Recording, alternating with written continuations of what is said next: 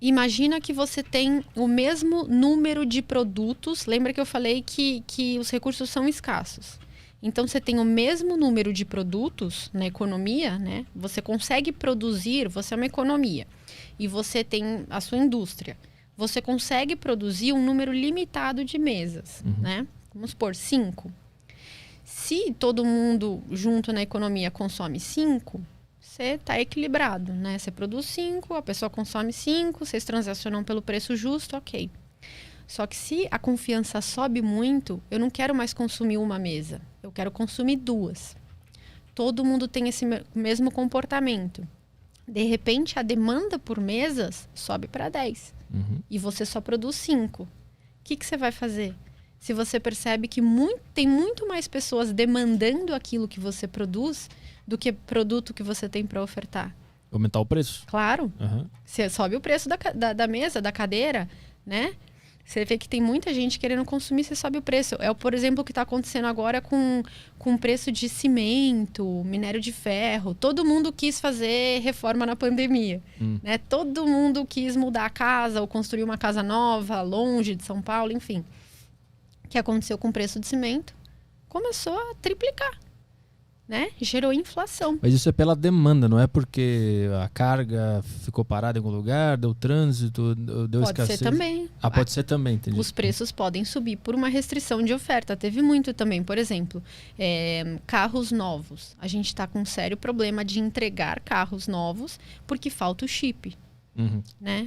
Então, assim, isso é uma coisa importante. É uma restrição de oferta. Você continua com a mesma demanda, mas você restringe a oferta.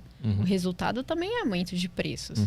Então, tem uma situação muito... Tá todo mundo muito confiante, consumindo muito, os preços sobem. É uma pressão natural. Por exemplo, a empresa quer crescer e você tá em outro lugar e ela quer te contratar para crescer, para expandir o negócio dela. Mas você tá num lugar muito bem. O que ela vai fazer para te contratar, para te atrair? Oferecer mais. Oferecer mais, oferecer um salário maior. Pressão de salários, bate na inflação também. Mas a gente está vivendo uma crise hoje, né? Hoje a gente está numa recuperação pós-crise, né? Essa crise, ela não surgiu por causa do otimismo, né? Não. É diferente. Totalmente. Como é que funcionou essa crise que a gente está vivendo agora? Essa crise... Ela faz do ciclo, né? Normal.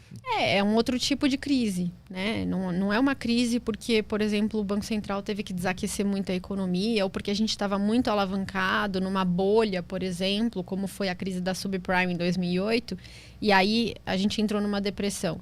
Essa crise foi simplesmente, veio a pandemia, todo mundo foi para casa, todo mundo parou de trabalhar, parou de consumir, parou de ir no restaurante, parou de ir no cabeleireiro, parou de ir na balada, no barzinho.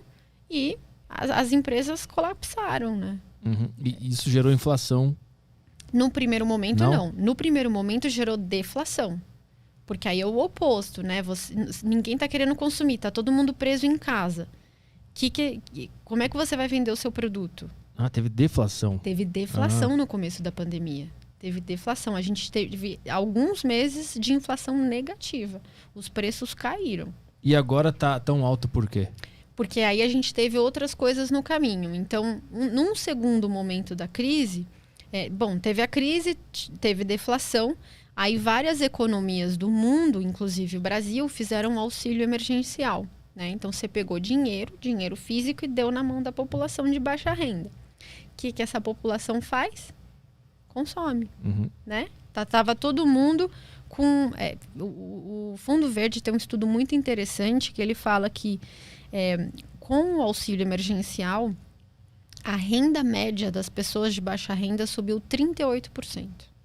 Então é aquela coisa, tá todo mundo com mais dinheiro, tá todo mundo com um poder de consumo maior. O que eles fizeram? Consumiram mais. Então você vê que na época, vendas de supermercado disparou. E com isso o preço de alimentos também disparou. E isso aconteceu ao redor do mundo. O aumento de preço das commodities não foi só no Brasil, foi no mundo inteiro. Então o preço de alimentos subiu no mundo inteiro. Esse foi o primeiro impacto. Depois a gente teve uma desvalorização cambial, né? O nosso real, que era antes R$4 a cada dólar, subiu para quase R$6 a cada dólar. E esse aumento fez com que os produtos importados encarecessem. Por exemplo, gasolina e gás de botijão.